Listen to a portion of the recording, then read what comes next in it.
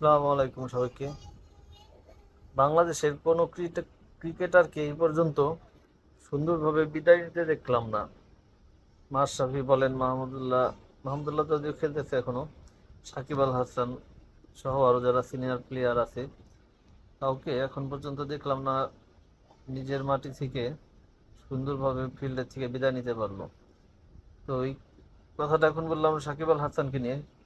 ব্যক্তি সাকিব আল হাসান নিয়ে কোনো কমেন্ট করব না, বাট খেলোয়াড় সাকিব আল হাসান বাংলাদেশে আবার কবে একটা হবে এটা নিয়ে সন্দেহ আছে, আসলে আগামী 50 বছরেও হবে কিনা।